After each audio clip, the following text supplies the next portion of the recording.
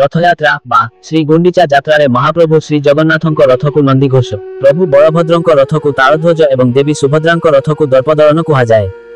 देवदलन बा दर्पदलन श्रीजगन्नाथ महाप्रभुଙ୍କ भौणी मां सुभद्रा जो रथरे विराजमान करी श्रीगुंडीचा मंदिर को 9 दिन यात्रा करती से रथर नाम देवदलन। वाल्मीकि रामायण रो एक आख्यान अनुसार रावणर राजधानी स्वर्णलंकार अधिष्ठात्री देवी हेउछंती निकुंभिला। से बटमंगला अंक परी एक देवी। रावणर पुत्र मेघनाद अमर हेबा पाई निकुंभिला देवी बटवृक्ष तले एक सप्तयज्ञ करिथिला। एही सप्तयज्ञ रो सप्तम तथा शेष यज्ञ थिला माहेश्वर। ब्रह्मा ताकू बर देइथिले जे सेही यज्ञ शेष हेबा परे सेथिरु गोटिए रथ आविर्भाव हेबो, जेउ रथरे बसी युद्ध कले ताकू केही परास्त करि पारिबे नाही। यज्ञ संपूर्ण हेबा परे निकुंभिला यज्ञकुंडरु मेघनाद को गोटिए रथ मिलिला।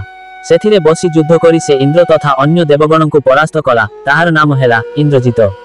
वाल्मीकि रामायण रे ए रथर नाम उल्लेख नाही, किंतु उपरोक्त उपाख्यान दृष्टिरु संभवतः बलराम दास तांको दांडी रामायण रे एहार नाम देवदलन रखिछंती। वाल्मीकि रामायण रो केतेक अनुवादक मध्य एहार आधार रे इंद्रजितर रथ देवदलन बोली कहिछंती। श्रीमंदिर स्वत्वलिपि रे मध्य देवी सुभद्रांक रथर नाम देवदलन बोली उल्लेख नाही। सेथिरे एहाकू देवी रथ ओ श्री सुभद्रांक रथ बोली उल्लेख करा जायछि।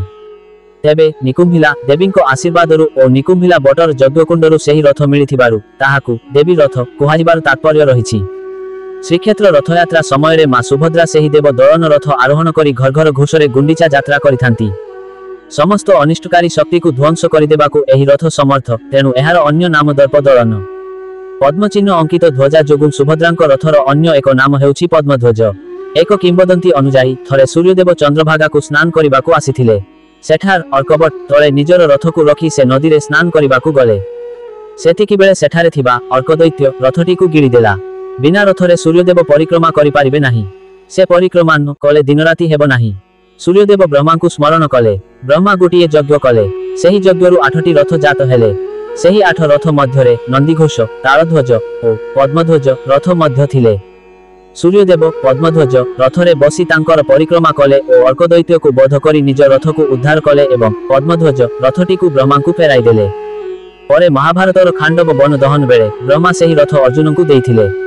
अर्जुन सेही रथरे बसी महाभारत युद्ध करिथिले। परे से देवी सुभद्रांक रथरे सारथी हेले। से दृष्टिरु देवी सुभद्रांक रथ पद्मध्वज, नंदीघोष, साम्य और मैत्रीर प्रतीक श्रीजगन्नाथ महाप्रभु जो रथरे विराजमान करी श्रीगुंडीचा मंदिर को 9 दिन यात्रा करती से रथर नाम नंदीघोष। नंदीघोषर अन्य नाम हेउछि चक्रध्वज बा गरुड़ध्वज, जहा उपरे विराजमान हुअंती महाप्रभु। नंदी आउ घोष एही दुईटी शब्दर मिश्रण रे सृष्टि होइछि नंदीघोष। नंदी हेउछंती भगवान शिवंकर वाहन और घोषर अर्थ गर्जन। नंदींक गर्जनरु रथर नाम होइछि नंदीघोष।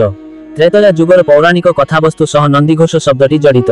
रावण विरोधरे युद्ध घोषणा करिबा परे भगवान रामंक सह थिबा बानर सेना युद्धर रणनीति प्रस्तुत करुथांती।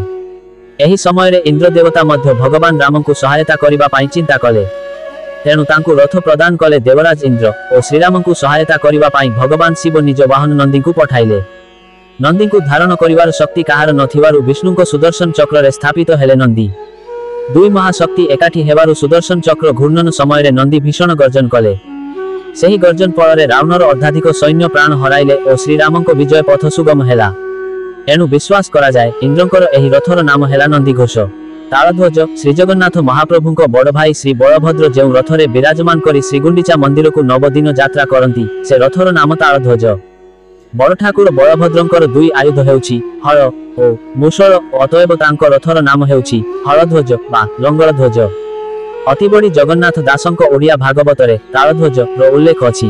एहा अनुसारे तालध्वज थिला श्रीकृष्णंक बड़ भाई बलरामंक रथ। से दृष्टिरु पुरी रथयात्रा रे बलभद्रंक रथर नाम तालध्वज होइछि। उपकूल समाचार। वंदे उत्कल जननी।